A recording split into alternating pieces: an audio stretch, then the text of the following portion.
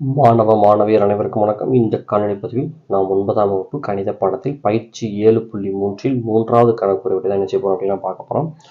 ஒரு சாக்லேட் பெட்டியின் நீளம், அகலம் மற்றும் உயரம் முறையே 5:4:3 என்ற விகிதத்தில் உள்ளது.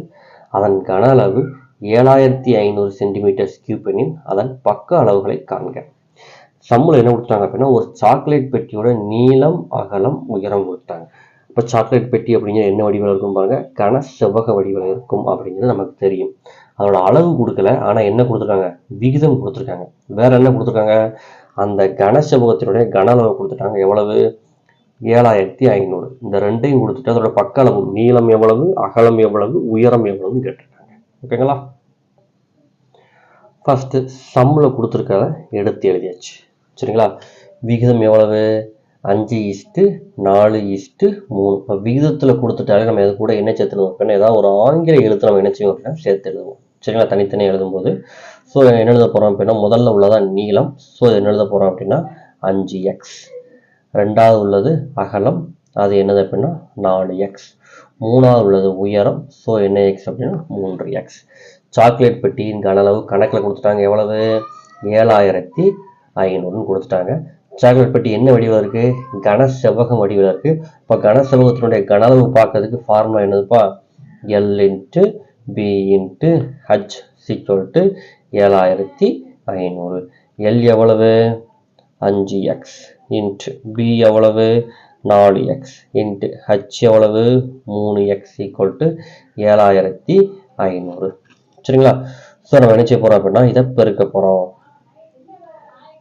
5 எவ்வளவு, 20, 23 எவ்வளவு அப்படின்னா 60. x x x × x x squared x squared × x x cube மொத்தம் 3x இருக்கா. ஸோ 3ஐயும் பெருக்கணும் என்ன வரும் அப்படின்னா x cube அப்படின்னு வரும். இங்கே நமக்கு என்ன வந்திருக்கு, 7500 வந்திருக்கு. இங்கிட்டு பெருக்கலாக இருக்கிறது ஈக்குவல்ட்டுக்கு இந்த பக்கமாக வரும்பொழுது எதா மாறும்பா, வகுத்தலாக மாறும். ஸோ இந்த பெருக்கல் இருக்கக்கூடிய 60 ஈக்குவல்ட்டுக்கு இங்கிட்ட வரும்போது எதா மாறும் அப்படின்னா நமக்கு வகுத்தலாக நமக்கு என்ன செய்யும் அப்படின்னா மாறும். இப்போ பாருங்க, கீழே உள்ள ஜீரோவும் மேலே உள்ள ஜீரோவும் கேன்சல் ஆயிரும். இது 6 இப்போல்லாம் கேன்சல் பண்ணலாம். 1 6 6, மேலே பாருங்க 1 6 6, மிச்சம் 1, இங்கே 15, 1 6 6, 2 12, மிச்சம் 3, இங்கே 0 இருக்கா, 0 வச்சுக்கும்போது எதா மாறிடும், 30 மாறிடுமா. 6 எவ்வளோ அப்படின்னா 30. அப்புறம் நமக்கு விட என்ன வருது, எக்ஸ் கியூப் அப்படிங்கிறது என்ன வருது அப்படின்னா 125 வருது. இது ஆல்ரெடி நமக்கு கன வாய்ப்பாடில் பார்த்த ஞாபகம் இருக்கா உங்களுக்கு பாருங்க.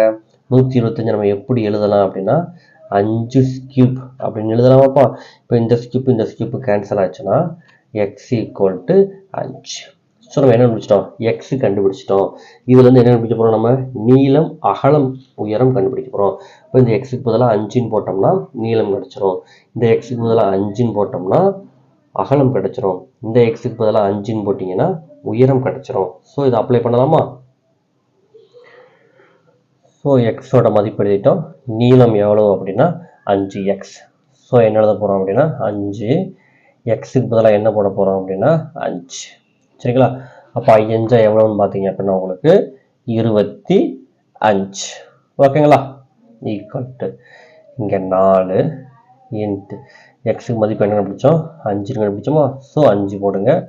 ஸோ 4 எவ்வளோ அப்படின்னா 20. அகலம் 20 ஈக்குவல் 3 இன்ட்டு எக்ஸுக்கு மதிப்பு என்ன கண்டுபிடிச்சோம் 5, 3 எவ்வளோன்னு பார்த்தீங்க அப்படின்னா 15.